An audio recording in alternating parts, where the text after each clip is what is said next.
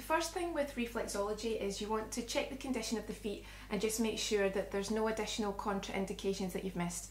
You'll always do your full consultation, but when you get your client on the bed, you can then have a look at the skin and you're looking for the colour, the texture, is there any specific areas of dryness, are there any cuts and bruises that your client might not have seen. If they don't have nail polish on, you're checking the colour of the nails, the condition, and it also lets you know how the circulation is if you're able to press on the nails and release and you see how quickly the pinkness comes back. Before you start as well, you can either wash the feet in some nice warm water and just relaxes the client and prepares them for the treatment, or you can use a hygiene spray, and it's just a few sprays just before you start and it makes the client feel nice and relaxed and also freshens the area for your preparation to work. So reflexology is all about different pressure points and different reflexes on the foot corresponding with different areas on the body and different organs. So very generally the toes correspond with the head area, and you'll have the brain, the ears, the eyes, the nose, the throat, etc. You move down just to the ball of the foot and you've got different areas such as the lungs, the heart, the shoulders. Moving down to the middle area, you start to work on the stomach, you work on the diaphragm. Even getting down to here, you can work on the bladder, and as that distends out, you can actually sometimes tell when your client needs to go to the loo or not, depending on how distended it is. Down to here, we're getting to the pelvic area, the sciatic area, the back, and on the inside, on the medial area of the foot, that's working down the spine, and on the lateral, the outside area of the foot, that's very much about the bones, the muscles, and the outline of the body. Moving on to the top of the foot, again the toes correspond with the head area. Then you move to the metatarsal area, which is very much the breast and chest area, the bronchioles, the lungs.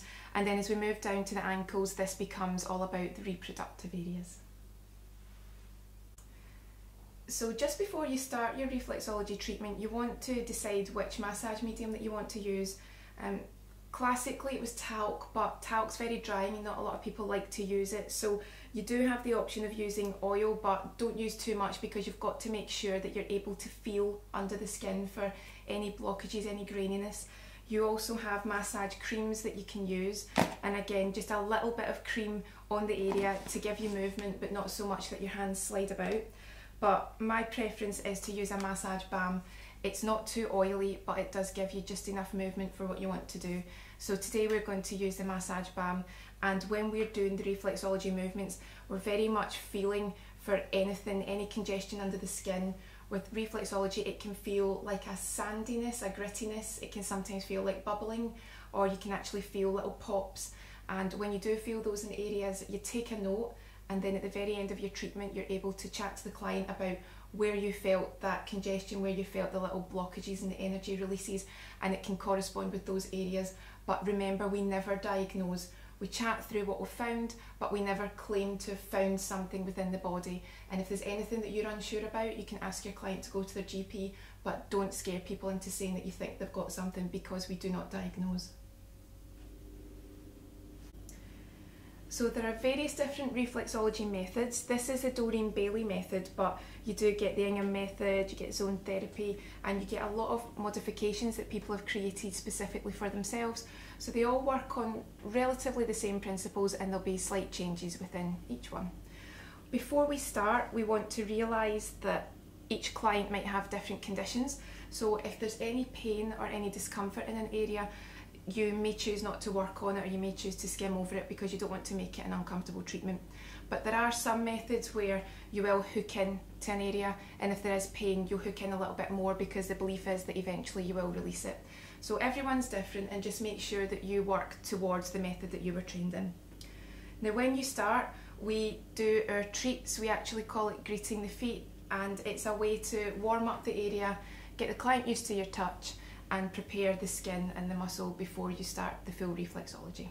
So different things that you can do can be just to effleurage the area, starting at the toes, effleuraging down to the ankles and sliding back up, and it's very much your prayer movement.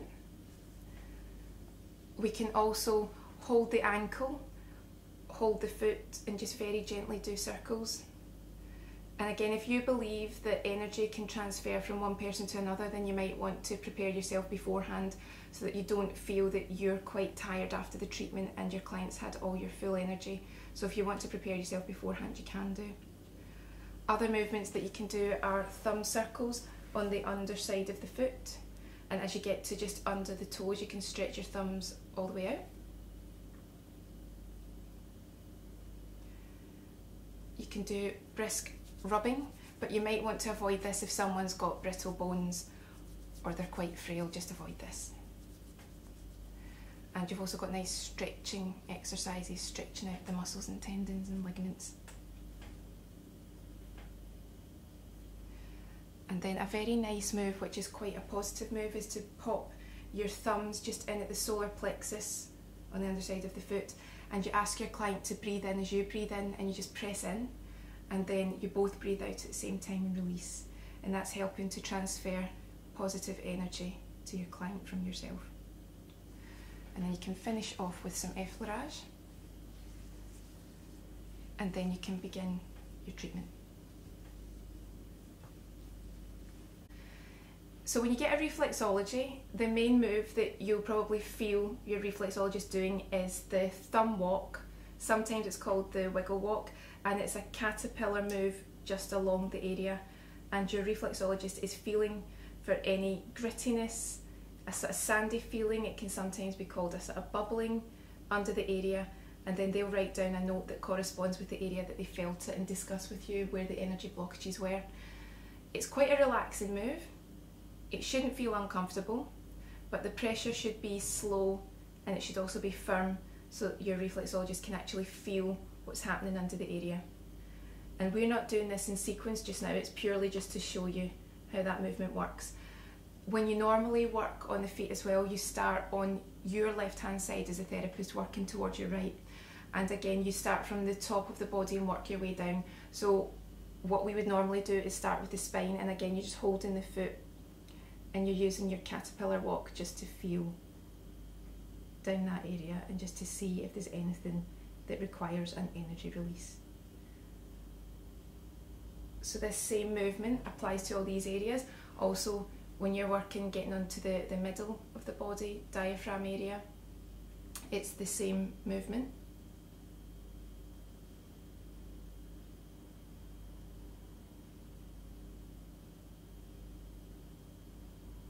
And even when you're getting down to the lower foot, the back, the sciatic areas, it's the same thing, same thumb walk.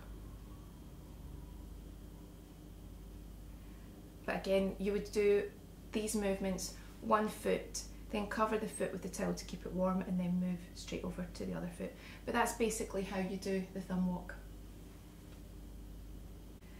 Other moves in reflexology are also rotations, and what you're doing is very gently rotating each toe about 6 to 10 times clockwise, then anti-clockwise, and you're feeling for tension in the joints, creaking, crunchiness, but you've got a firm grip at the base. And it's quite relaxing. It's about midway through the treatment, and it just lets you feel if there's any tightness or any energy blockages that relate to that area in the body. And there's also milking moves where you're squeezing in between the toes, and it's giving you a lymphatic drain and a boost to the lymphatic system. So your two fingers are just in between the toes, and maybe about half a dozen times, 6 times in between, you're just very gently squeezing and releasing. Some other movements can also be just to knuckle over areas, and it's giving a full stimulating release. But again, not every reflexology routine uses knuckling as part of the actual massage procedure. Some routines will actually save it for the breaks in between, again, where you call it the treats. So depending on the routine that you do will depend very much on if you use knuckling and when you use it.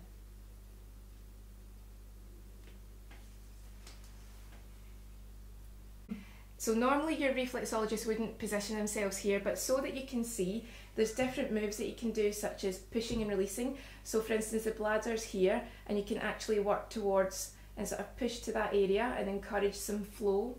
So again, you might find that after a full treatment, your client does need to go to the toilet because you have stimulated that area.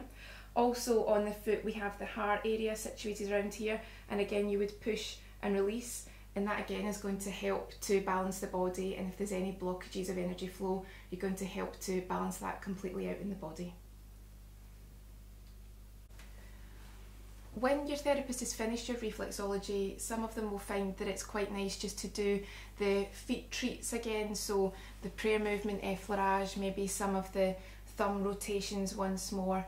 It's quite good if you're able to get it, the sort of shaking down, warming up the foot, because it also alerts the client to the fact that you're finished.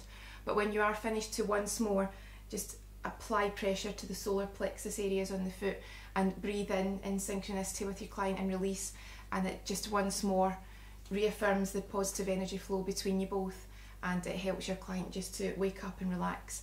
Then you can give your aftercare advice. You want to make sure that you're drinking a lot of water or a lot of herbal teas, nothing too heavy. Eat lightly, because again, you've had a full body stimulating treatment, so to eat something very heavy would make you feel quite lethargic for the rest of the day. You might find that you have to go to the toilet more frequently. If you've had conditions that have been suppressed previously, they might flare up, but then they might disappear altogether. Your sleep might be improved, or it might be temporarily broken. You might get a headache just while you've got the healing crisis going on. Again, that's just while your body breaks down the toxins and removes any waste, so it's temporary, about 24 to 48 hours. And you might feel a little bit tired, or you might feel nauseous, but again, just a temporary effect of the treatment. What to do is just keep drinking your water, eat lightly, and it will prevent bloating, and just if you can take it easy for the rest of the day, you'll get the full benefits of the treatment. Normally reflexology is about every month or so, so if you keep getting it done, you'll keep reaping the rewards.